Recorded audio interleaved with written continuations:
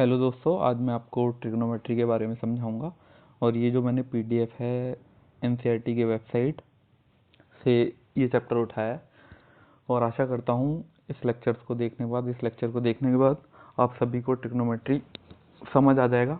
Although एक lecture में तो कंप्लीट नहीं हो पाएगी ये trigonometry, but I will try to summarise it in the best possible manner. तो आइए शुरू करते हैं। तो सपोज करिए अगर आप किसी पेड़ को देख रहे हैं, ये एग्जांपल, मेरी ड्राइंग बहुत ज़्यादा अच्छी नहीं है। सपोज करिए ये पूरा एक ट्री है और यहाँ पर आप ग्राउंड लेवल पे खड़े हुए हैं और यहाँ पर आप इस पेड़ के टॉप को देख रहे हैं। तो एक एंगल बनेगा, सपोज कुछ भी एंगल मान लेते हैं, इसको थीटा मान लेते हैं। तो ये जो एंगल होता है, ये जो थीटा एंगल बना है, इसको एंगल ऑफ एलिवेशन बोला जाता है। अब दूसरा एग्जांपल लेते हैं। सपोज करिए कि आप किसी टॉप पर खड़े हुए हैं और आप नीचे ग्राउंड पे किसी पॉइंट को देख रहे हैं। तो ये जो आपका हॉरिजन से जो आपका एंगल बन रहा है, उसे एंगल ऑफ डिप्रेशन बोलेंगे, थीटा। तो आपको पता है कि ये जो टॉप है और ये जो बॉटम है, ये दोनों आपस में पैरेलल हैं। तो पैरेलल लाइन का कंसेप्ट लगाते हुए अगर ये एंगल थीटा है तो ये भी एंगल थीटा होगा। बस आपको ये ध्यान रखना है, रटना नहीं है, समझ लेना है। और पैरेलल लाइन के कंसेप्ट में इसे अल्टरनेट एंगल्स बोला जाता है। तो ये जो दो मैंने आपको एंगल समझाए, एक एंगल ऑफ एलिवेशन और दूसरा एंगल ऑफ डिप्रेशन।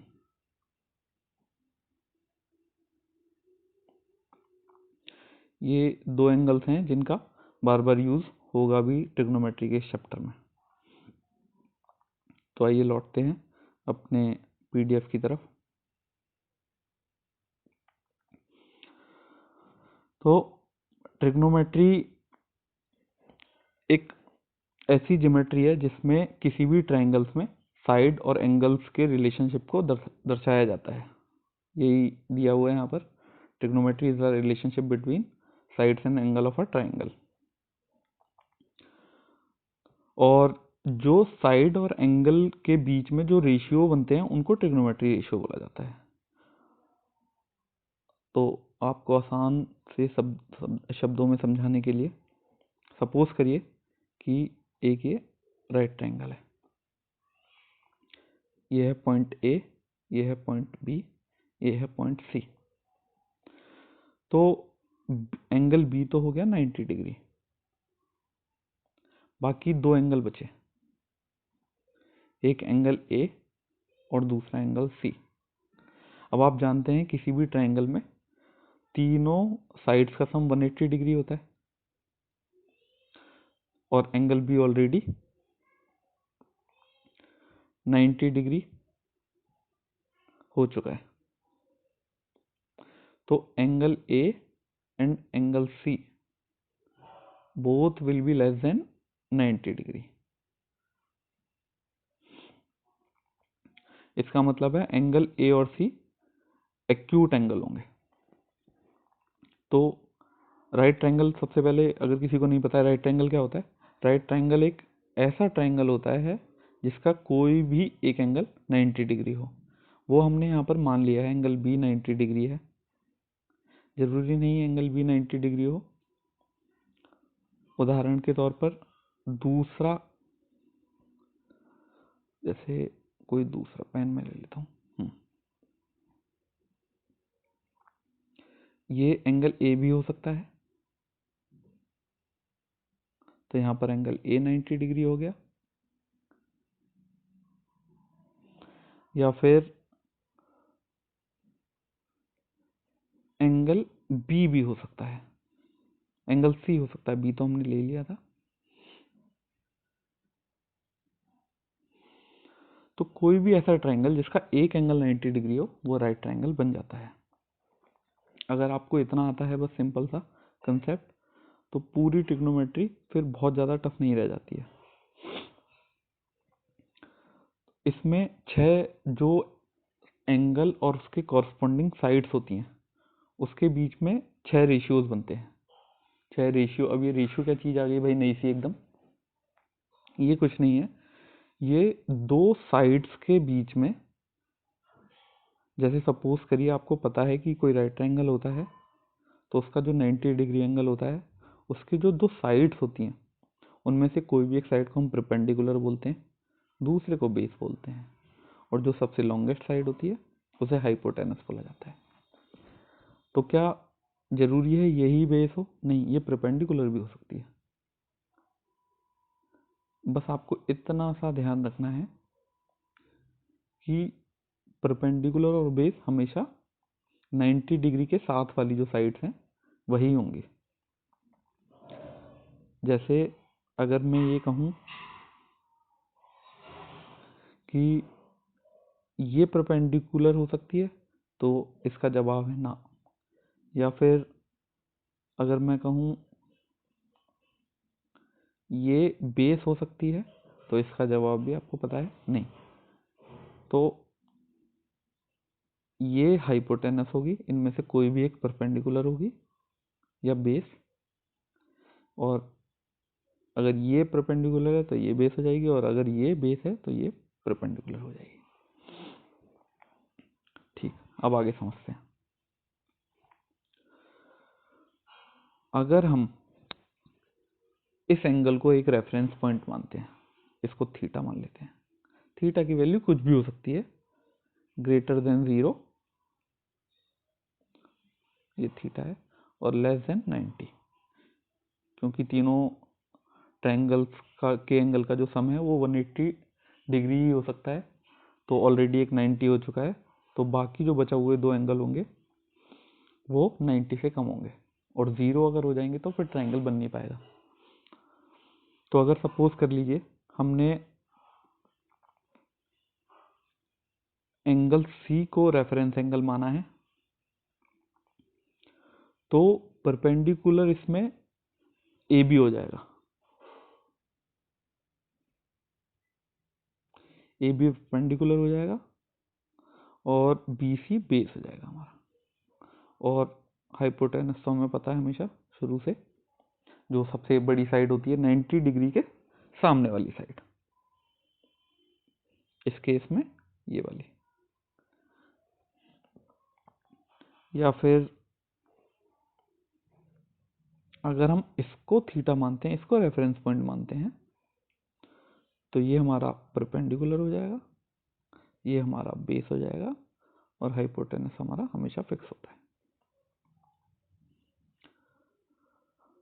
तो अब आइए हम जो रेशियोज की बात कर रहे थे वो समझते हैं। सपोज करिए ये हमारा रेफरेंस पॉइंट है, तो ये परपेंडिकुलर, ये बेस, और ये हाइपोटेनस। तो जो परपेंडिकुलर और बेस का जो रेशियो निकलेगा उसको हम नाम देते हैं टेन थीटा के।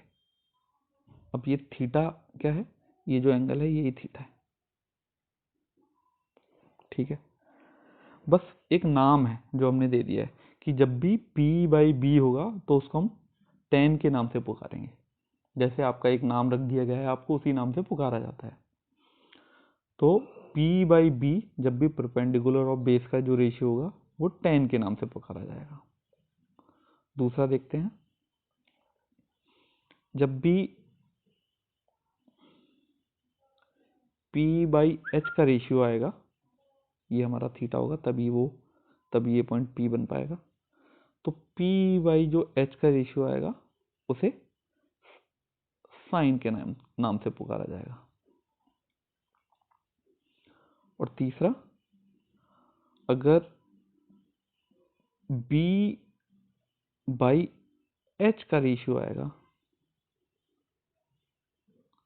तो वो कॉस के नाम से पुकारा जाएगा। बस यही है बेसिक समरी ट्रिग्नोमेट्री की। बाकी लगभग सारे कंसेप्ट्स रिपीट होते हैं और कुछ वैल्यूज़ हैं जो आपको रटनी पड़ेंगी। उसके अलावा बाकी सारी एप्लीकेशंस हैं जो आती हैं और आपको ध्यान रखनी पड़ेंगी। तो मैंने आपको 3 चीज़ें बताई, एक साइन, एक कॉस और एक टेन। इनकी कॉरस्पॉन्डिंग रेशियो बताए, P/H मतलब परपेंडिकुलर अपॉन हाइपोटेनस साइन हो जाता है, बेस अपॉन हाइपोटेनस कॉस हो जाता है और परपेंडिकुलर अपॉन बेस टेन हो जाता है। इसको रटने का एक तरीका है, पी से हम पंडित जी बोल सकते हैं, पंडित बद्री प्रसाद। हर हर बोल, पंडित बद्री प्रसाद हर हर बोल। ये 3 रेशियो बन गए साइन, कॉस और टेन के। इनका जस्ट अगर आप रेसिप्रोकल कर देंगे तो अभी हमने सीखा था 3 रेशियो कौन कौन से थे, P/H, B/H और P/B। इसका रेसिप्रोकल कर देते हैं,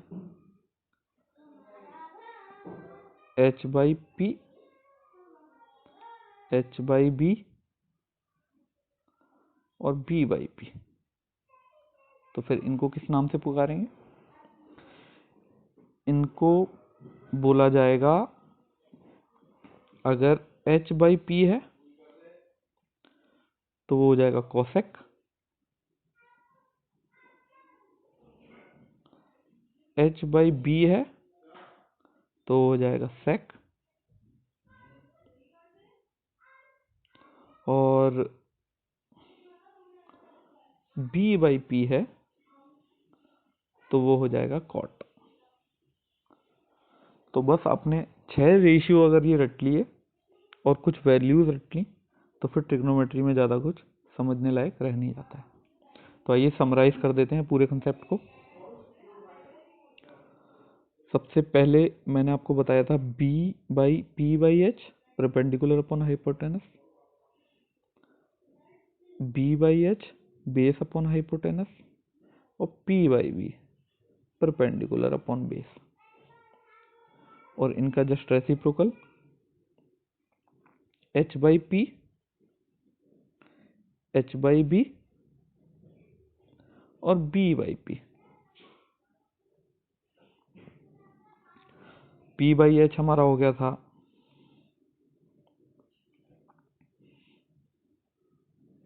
इसको दूसरा कलर ले लेते हैं, देखने में आसानी होगी। P/H हो गया था हमारा साइन,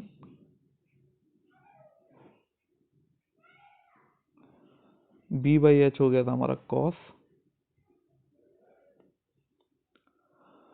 P/B हो गया था हमारा टेन,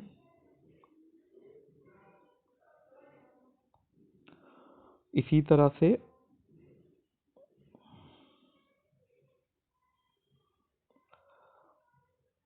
H/P हो गया था हमारा कोसेक, H/B हो गया था सेक और B/P हो गया था हमारा कॉट। तो अगर आपने ये 6 ratio sine theta, cos theta, tan theta, ये कॉस नहीं है सॉरी कोसेक है, cosec, sine theta, cos theta, tan theta, cosec theta, sec theta और कॉट थीटा रट लिया तो बाकी सारी ज्योमेट्री लगभग मैं आपको बता रहा हूँ, ये ट्रिग्नोमेट्री आपकी 50% लगभग हो चुकी है और फिर क्वेश्चंस निकालने बहुत आसान हो जाएंगे। और मैंने जो एक आपको कंसेप्ट बताया, पंडित बद्री प्रसाद हर हर बोल,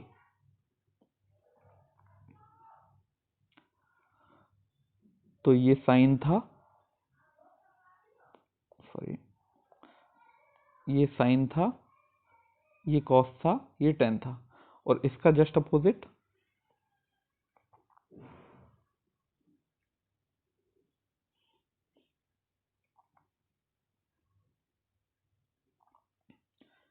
h by p, h by b और b बाई पी, इसका जस्ट अपोजिट हो जाएगा कोसेक,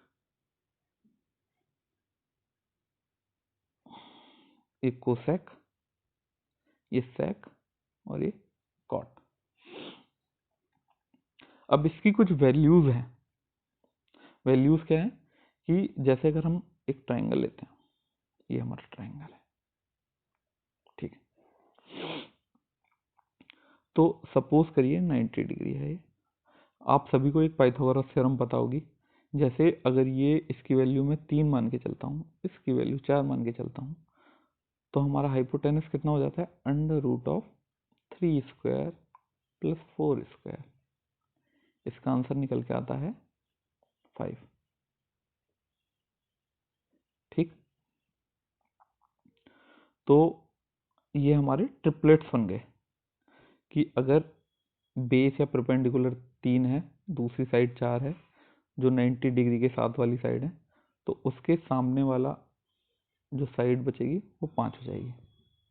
ठीक, या फिर हम दूसरा एग्जांपल लें तो अगर हमारी एक साइड 6 है, दूसरी साइड 8 है, तो हाइपोटेनस कितना निकल के आएगा, हमारा 10 आ जाएगा। अब इसका यूज कैसे होगा, यूज मैं आपको समझाता हूँ।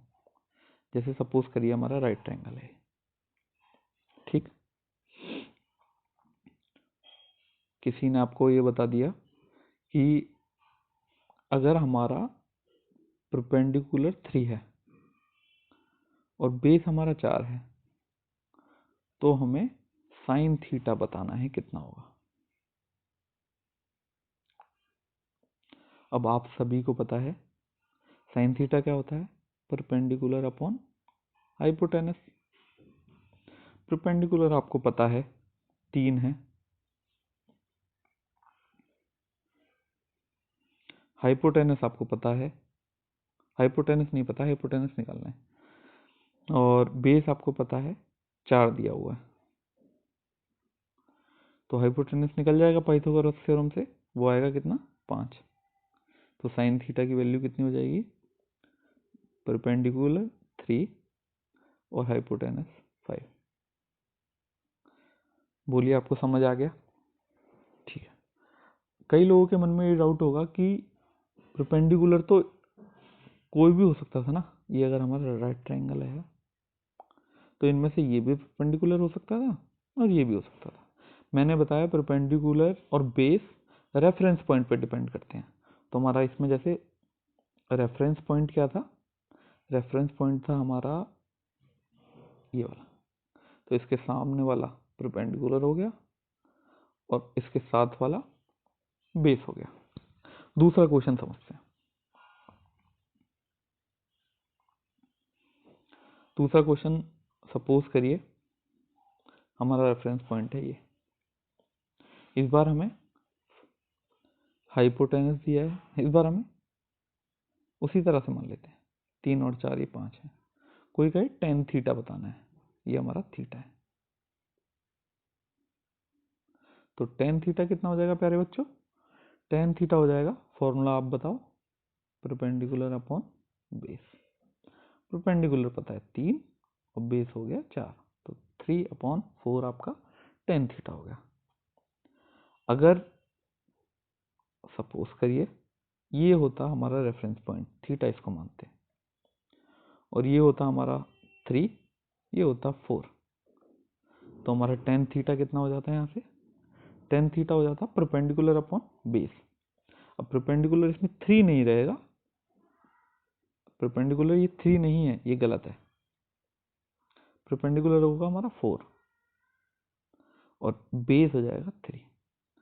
और कोई अगर हमसे कहता कि साइन थीटा बताओ, तो साइन थीटा कैसे निकालते हैं हम, साइन थीटा का सबसे पहले फॉर्मूला बताइए आप सभी लोग, साइन थीटा का फॉर्मूला है परपेंडिकुलर अपॉन हाइपोटेनस। हमें पता है पाइथागोरस थ्योरम से, अगर एक साइड 3 है दूसरी साइड 4 है तो हाइपोटेनस हो जाएगी 5। तो साइन थीटा हमारा हो जाता परपेंडिकुलर इसके सामने वाला 4 अपॉन में हाइपोटेनस 5। तो मैं आशा करता हूँ आप सभी को ट्रिग्नोमेट्रिक की जो ये पहली वीडियो है आप सभी को समझ आई होगी, और बहुत एकदम सिंपल तरीके से मैंने आप सभी को समझाने की कोशिश करी है। इसके आगे का वीडियो मैं जल्दी ही अपलोड करूँगा। तब तक के लिए आप सभी का धन्यवाद, शुक्रिया।